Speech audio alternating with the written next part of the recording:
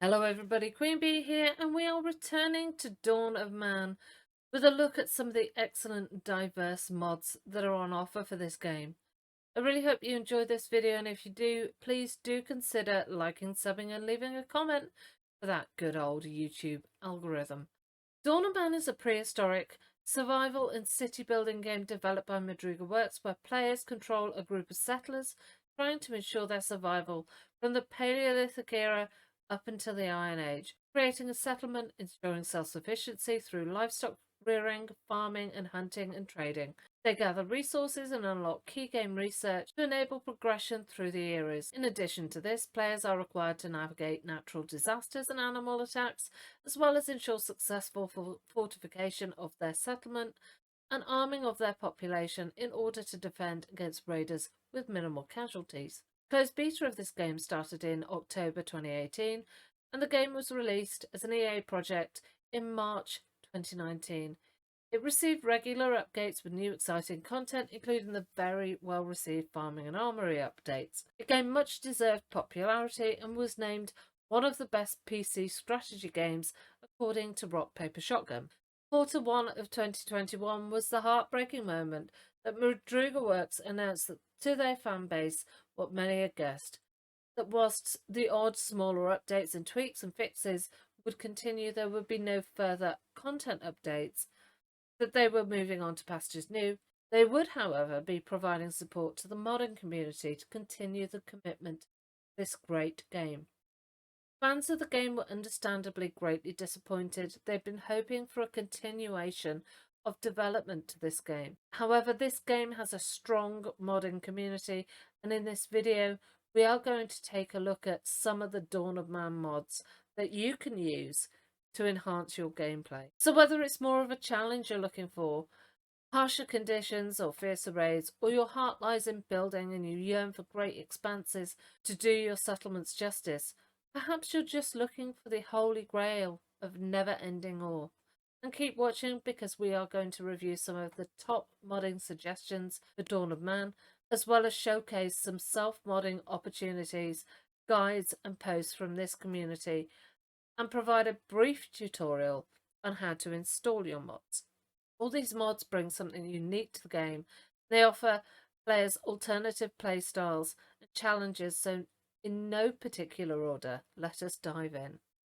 I will start by saying I have not played all of these mods, and they are by no means the only great mods that are out there for this game. There are lots, and it's well worth having a trawl through the workshop to find what works for you. I am particularly excited by all these mods that I'm sharing, and I have seen great builds, great footage, and great reviews from the community on these mods. First, we're going to look at Iron Age Start. Now, if you've experienced the game progression and you've had enough of starting in the Paleolithic era and working your way through the ages, then the Iron Age Start mod might just be the perfect mod for you. This mod presents a unique experience and set of challenges by plunging you straight into brutal wars with raiders. Do away with the other eras and start, as the mod title indicates, in the Iron Age. Forget about knowledge points and start with all your research unlocked. This is a great scenario for people looking for a totally different set of priorities and challenges, and who want to experience the game from an entirely different angle. Feedback from people who've played this mod is that it's a great scenario for people who are less interested in fighting the elements for survival and who just want to get in to waging war. The next mod we're going to showcase is Flatlands. Now, if you want to focus less on waging war and more on building a thriving and self-sustaining community with minimal limitations, then Flatlands is the mod for you. It's a hugely popular mod with the community, and the only real limit with this mod is your imagination. Flatlands offers 10 starting locations with an abundance of flatland and resources including ore. To quote the modders, more ore than you will mine in one game. What really boosts this mod's popularity is that it supports huge population. Although I will say this is by no means the only mod to support this feature, the vanilla game itself does present a struggle to reach those higher populations. And whilst the original caps have been amended within the vanilla game, birth rates and arrival of new settlers do still decrease, presenting a challenge to those who wish to focus on huge settlements and population. But this mod counters that. There have been instances of players reaching approximately 1,000 population and, crucially, being able to sustain that via farming and animals due to the vast areas for settlement development.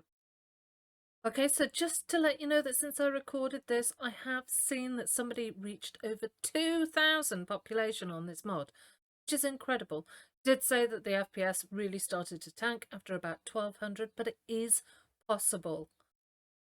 Some additional and very tasty features in this mod include no prehistoric animal extinction. Yes, you heard it right. We've all broken our hearts when that pop-up notifies us that the prehistoric rhino or the mammoth have gone extinct, but not in this mod.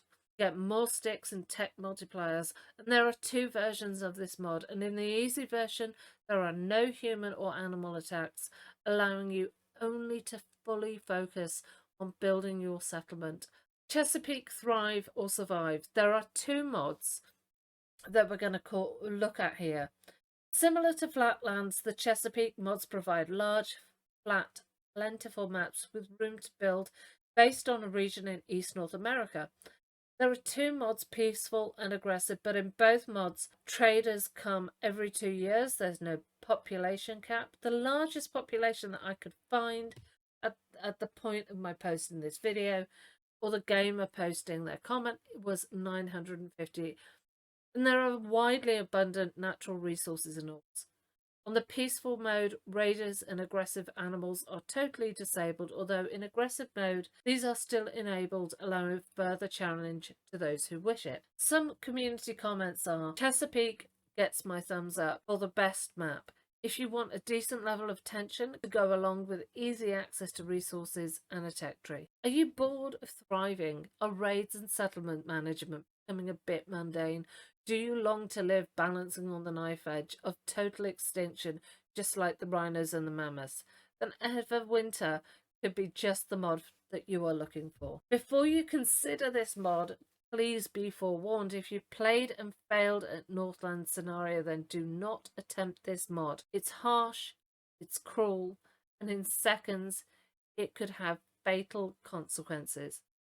In this mod, like others, winters happen every year, but in Everwinter, winter lasts half a year, if not longer, and often comes earlier than expected.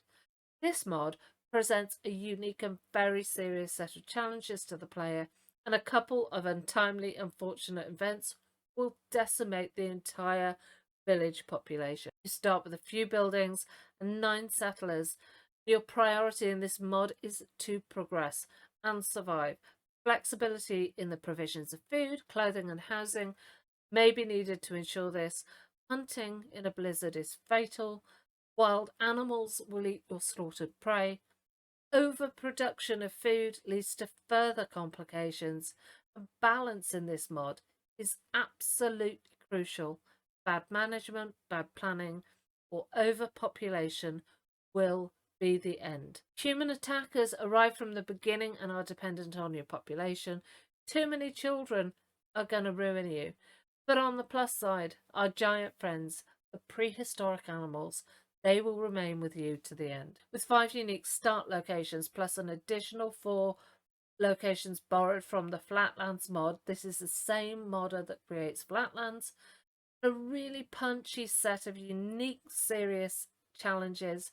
This is an incredible mod for those seeking something more and who are not afraid of loss. Trawling through the player comments, I see that there have been attacks of up to 15 wolves with this. Animal attacks are more deadly, and it's a challenging mod that has added many hours of replayability to the game for some. Keeps the game interesting even after reaching all the tech levels. The next mod we're going to look at is the realistic Stone Age. If it's more realism and immersion that you are looking for, then this could be the mod for you. With over 500 community comments and a rare 5-star Steam Workshop rating, RSA gives you more realistic landscapes, villages, and neighbouring warrior tribes. I haven't played this mod myself, but from what I can understand, the landscape ranges very easy to extreme climates, with more realistic grass, forests, and dimensions of the landforms. More rain, blizzards, and less very cloudy storms.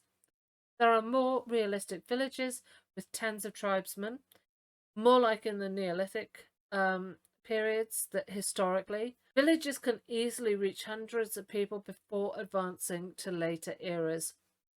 Migrants are very rare. Inventing technology is rare, so most new ideas come from trade, learning through neighbours. By the time you get to advance, your settlement has grown, and your advancements won't affect fauna, migration, birth rates, or enemies to change. There are more realistic neighbouring warrior tribes. In hardcore mode, the raiders will attack in much larger numbers, as it's intimated that they will not risk a suicidal attack. In normal mode, they will not attack at all. A note from the modder states, the vast majority of settlements in history were conquered, so the vast majority of players will be defeated in realistic Stone Age as well. If you are not an expert, do not play on hardcore mode. Normal mode is quite difficult in harder climates. People say that this includes great maps, excellent challenges and struggles. Buckle in for the long haul. It feels like playing Civilization 5. The only thing that I see that you might want to be aware of, there are repeated calls in the notes or in the discussions that sticks are not plentiful enough. So you've decided on a mod that you want to play. Next, look at how to install it. Installing a mod via Steam is incredibly simple. You want to first go into your Steam library, select the game, and then select workshops. Search for the mod that you want, or just browse through the mods until you find one you like the look of. Next, you'll want to click on subscribe. If you look on the list of mods after this, you'll see that the one you subscribe to appears with a tick next to them. Then all you need to do is open the game, click on community and scroll through until you find the mod. Proceed as normal to create a new game. If you can't quite find something that hits the spot, you could always try your hand at modding Dawn of Man yourself.